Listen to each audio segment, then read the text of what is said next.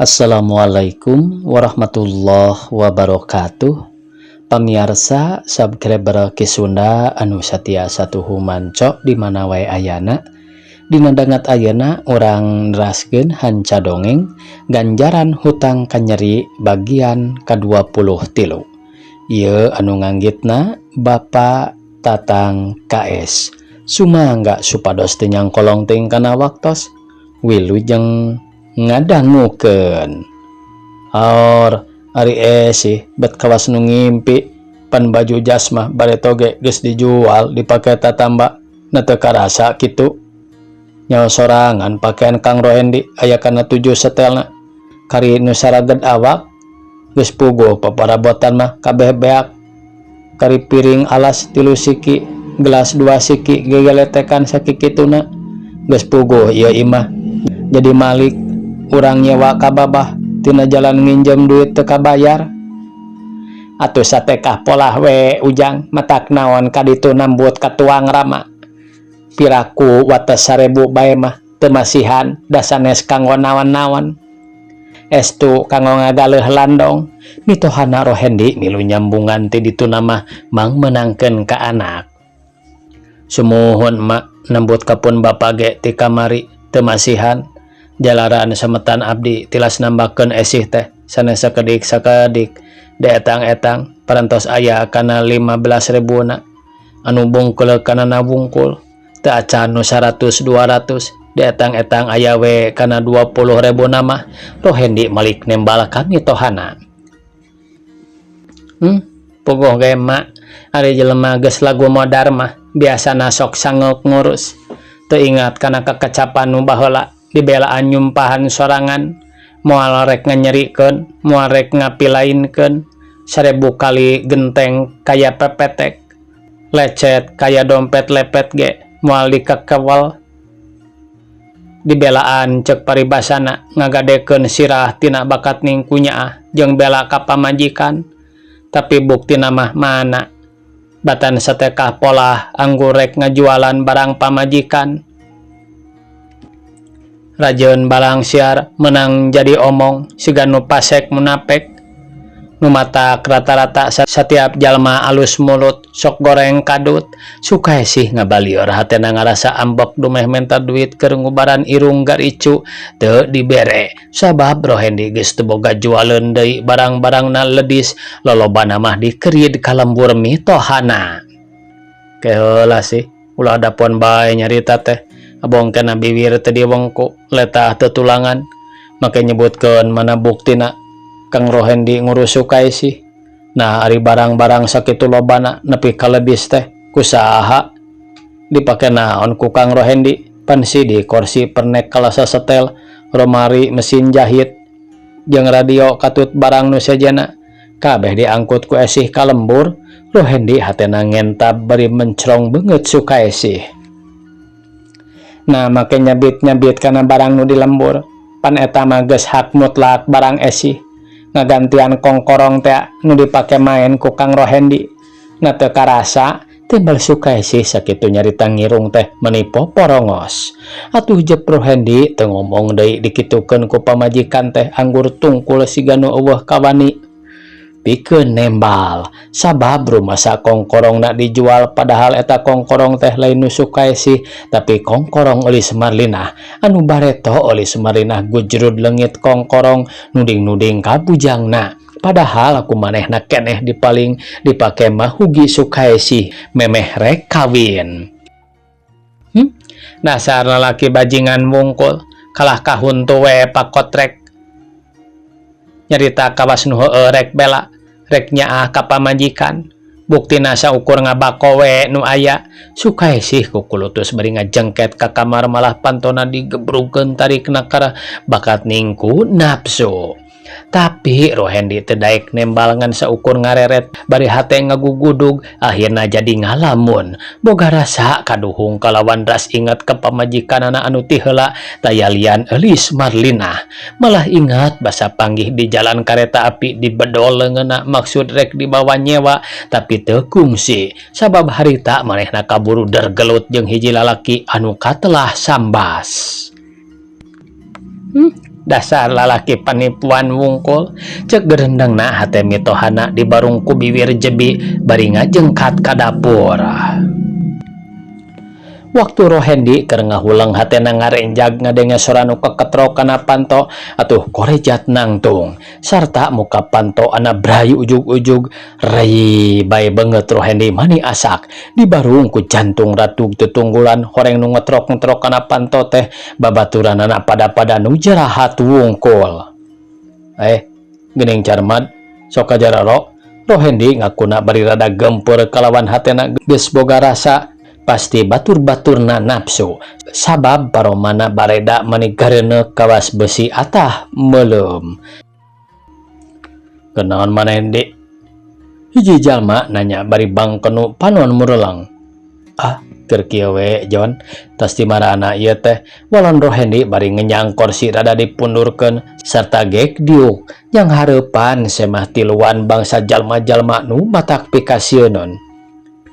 Ngajawe ka si laing aya perlu kieu Rohendi bangna dewek ngadatangan si laing teh rek aya tanyakeun cek si laing sagala rupa rek sabapait sama manis jeung babaturan hartina lamun dina dagang teh mah rek sauntung sarugi tapi buktina mana buktina si laing basa mangkukna nodong hiji jalma boga hasil tina perhiasan kana 60 ribuan anak tapi mana ayeuna bagian keur batur-batur si laing jeung keur dewek jadi eta duit nu sakitu teh lamun dibagi rata pasti kabagian 15.000 sewang tah ayeuna nu matak dewek ka dieu teh teu lian rek nyokot bagian keur tiluan deui ceuk baturna katelah Joni anu hartina menta bagian ladang nodong meunang sajongjongan Rohendi teu bisa nembal anggur netep banget baturna di barungku hate teu puguh rarasaan sabab ceuk pikirna tangtu bakal ngalaman panyiksa kadangkala dipaehan ku baturna sorangan sabab eta duit pikeun bagikeun jeung batur-baturna teh bea kabeh dipake main sintir. Coba ngomong Rohendi ulah didagokeun kana budalna nafsu dewek. Joni nyarita deui bari panon murelang teu ngicep-ngicep huntuna mani geus kekerot. Rohendi kekeh ngabuge teu daek ngomong sabab ku sieun teh jeung rumasa duitna geus beak teu nyesa sapeser-peser acan. Ngomong sia dikamanakeun duit bagian keur aing teh Joni geus teu sabar nyentak Rohendi bari bajuna ditongtak malah lempengan irungna geus diungkulan ku peureuk mani buleud. Jon, perkara duit rumasa dipake main sintir BAKB Jon. Walon Rohendi nyaritana bari ngadeg-deg dewek teu nyaho dipake main teu nyaho dipake lacur usia nyaho sotenan aya keur aing jeung batur-batur nu kadarieu ayeuna sok geura buktikeun nu 45.000 ayeuna lamun teu bukti ulah sambat kana aya pasti ieu nu dina kokod aing amblas sina kana ganggorong. Joni ngamangkeun peso blati meninga gurilap katojo ku lampu listrik. Wayahna wae Jon, pasti ku saya digantian, tapi saya minta tempo handapna 3 poe, luhurna 5 poe, rek ngajual heula motor saya keur diomean keneh di bengkel. Pasti di mana motor geus beres serta ku saya dijual duit nu sakitu ku saya dikirimkeun ka imah Joni. Kalawan moal dikurangan sapeser oge pasti Jon saya moal ngabohong. Rohendi nyaritana cari nakdak. Moal bisa Rohendi dewek eueuh waktu pikeun nunggu sakitu poe sabab dewek perlu pisan dina poe-poe ieu jadi bisa teu bisa kudu bisa ngabuktikeun eta duit nu sakitu dina waktu ieu tur katarima ku dampaleungeun dewek ayeuna. Joni kekeh maksayeun eta duit anu sakitu teh kudu bae bukti harita.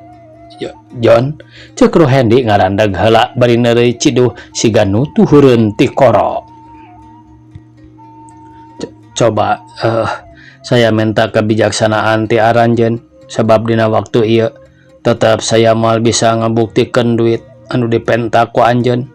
Entong boro aya 10.000 najan sapeser di belah 7 ge. Saya moal bisa nyumponan. Piraku Joni jeung batur-batur eueuh tinimbanganna ka saya. Kawas kanu anyar sakatiga bae. Tur saya jeung aranjeun teh beunang disebutkeun sakokoh sainum. hartina geus jadi sobat dalit sabagja sacilaka pira aku Joni rek tega kasaya onaman pan saya geus nyanggupan rek nyumponan kana pamenta aranjeun ngan menta tempo rek ngajual heula motor sugan geus anggeus diomeanana di bengkel Rohendi ngageri ti ditu namasangkan bisa meper nafsu batur-baturna. Hah? Jadi hayang seuring ngadengena oge dewek mah Rohendi. Teu beda asa ngobrol jeung bolon euy. Make aya aturan merayu sagala ka aing. Ngarekan pisan kono otak udang. Cek si laing dia nyebutkeun menta tinimbangan. Kawas kanu anyar sakatiga. Kalawan make nyebutkeun kawas lain jeung sobat dalit. Pira aku arek tega sagala. Sabalikna si laing eueuh rasa rumasana. Geus yakin tega ka babaturan. Kajeun batur luntah lenteh asal sia sorangan bung kayek. Caduk setan. Cilebet. Aduh. Cenah Rohendi ngadanghak sabab pipina nu beulah katuhud dibanting ku peureuk Joni satakerna. Rek buktikeun ayeuna sia moal Rohendi. Joni muncereng deui bari peureupna geus sadia. Waktu Joni nyorongot Sukaesih norojol ti kamar bari nungkupan irungna nu jiih boleger beureum ditutupan ku kapas sarta pok manehna nanya. Aya naon ieu teh Cep? Sukaesih nyaritana ngirung di barungku hate ratug. Perkara cek teu perlu ikut campur kana urusan sabab ieu mah urusan Rohendi jeung abdi. Walon Joni nyaritana kasar kalawan panonna mah tetep mencerong ka Rohendi keur melenguk bari nungkupan pipina tapak meupeung. Laras kitu teh mah mung sawajibna we ece nu disebat istrina hoyong terang. Sukaesih keukeuh hayang nyaho persoalan Rohendi. Tapi najan sakumaha ngageri ge Sukaesih hayang nyaho kana persoalanana Rohendi tetep ku babaturanana teu dijelaskeun sabab ceuk pikirna hiji persoalan nu ngandung Rusia. Rohendi ceuk Joni nyarita deui bari ngakaweul ka mejana supaya teu jadi pikiran kalawan teu jadi matak susah pikeun anjeun leuwih hade surat motor kadiekeun serenkeun ka urang. Jon sing percaya ka saya da saya oge moal jalir kana janji ngan saya menta kabijaksanaan ti Joni jeung batur-batur sejana menta tempo pira 3 poe. Rohendi ngageri deui menta pertimbangan rek diserenkeun atawa moal surat motor Rohendi. Joni nyorongot bari huntuna kekerot. Nya ceuk saya oge menta tempo Jon menta tempo 3 poe. Aduh, Rohendi ngagolipak ke tukang sabab sanggeus nyarita kitu ditimpah gadona ditonjok ku Joni satakerna katingali bibirna ketihan ngalai mapai kana gado. Sukaesih gancang muruk maksudna rek ngahudangkeun tapi teu bisa sabab ku si Carmat gancang ditolak malah tuluy dibabetkeun ngaringkuk di juru lomari. Geus kitu kurunyung deui indungna Sukaesih ti dapur pipilueun nanya kakarapok oge geus dijongklokeun nepi ka ti jengkang ka dapur ngaringkuk pipireun hawu. Habak. Aduh Jon, aduh. Habak. Aduh Jon. Aduh. Ke ku saya rek dicopot heula suratna Jon. Rohendi cengkat nangtung kitu ge meh-mehan rek digebru deui sabab ngarasa ripuh dihancak kuduaan. Beungeut geus boborot ku getih. Ceg surat dicokot tina handapeun kertas tilam pakean dina jero lomari sarta golosor dibikeun ka Joni bari leungeunna ngalalepar. Rohendi, ti ditu nama si laing terek nyieun akal bajingan ka aing rek ngalakukeun buaya tapi keuna ka singa.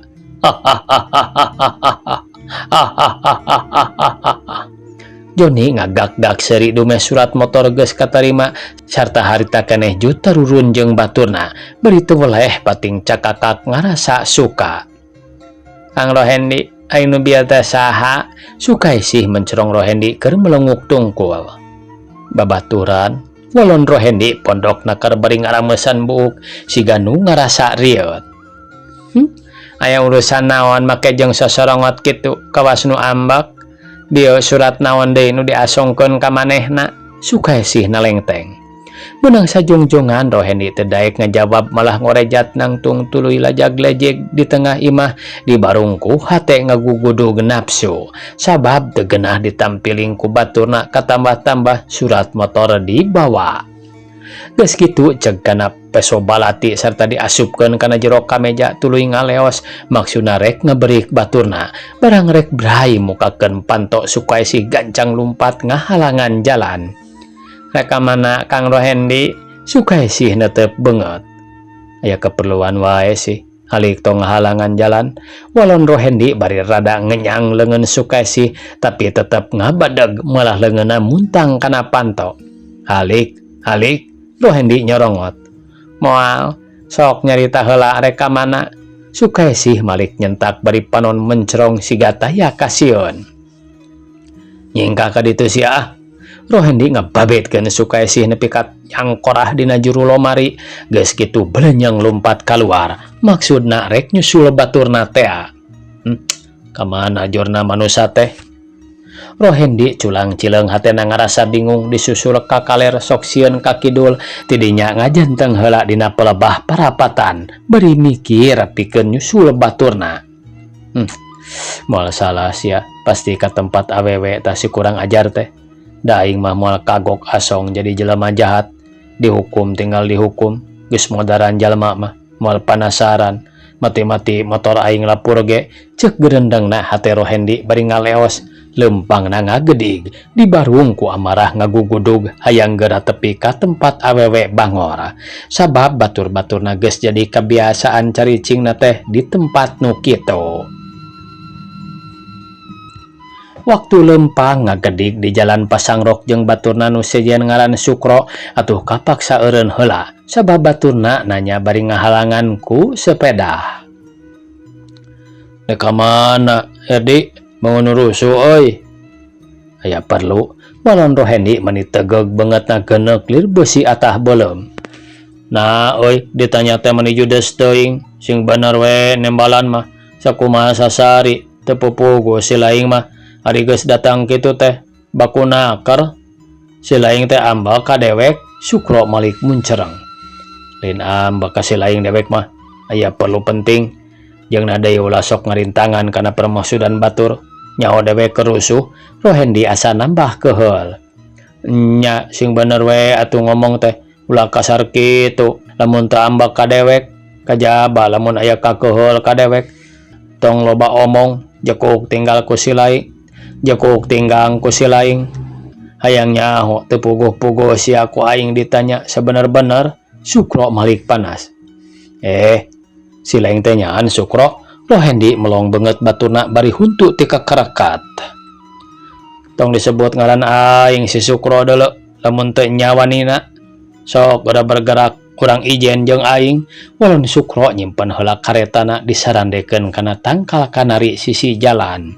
Kakara ge sok kareta disarandekeun Rohendi geus miheulaan ninggang walikatna. Awak Sukro melenting, karetana tiguling tapi teu lila gancang malik bari ngembatkeun pereupna rek malas. Hanjaka Rohendi kesit dongko atuh pereup baturna nyamos malah rada nyolontod.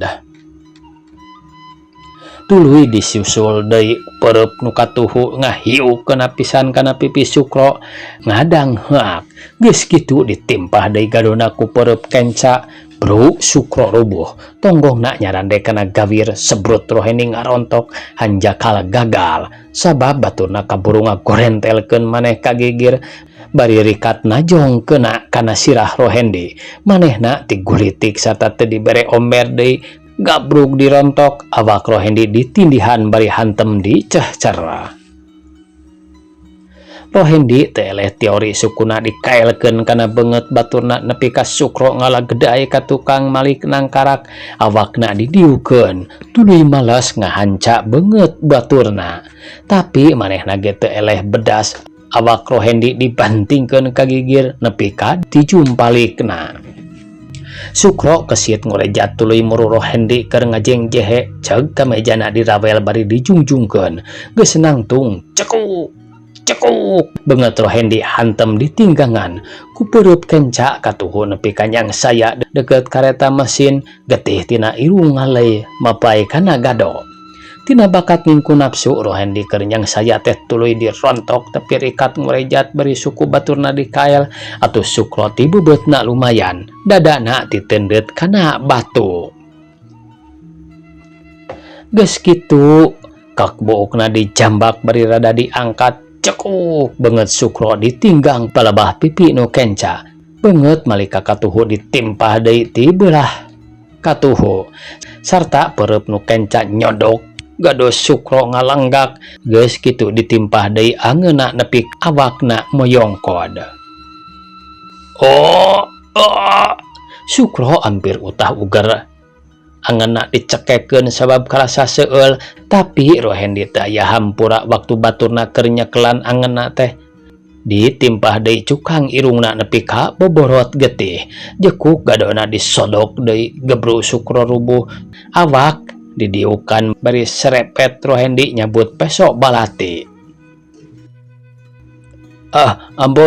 Ampun cenah Sukro nyebutkeun ampun beri leungeun duanana ranggah sabab katingali Rohendi ngamangkeun peso balati maninga gurilap katojo ku panon poe nu sakitu keur mentrang-mentringna.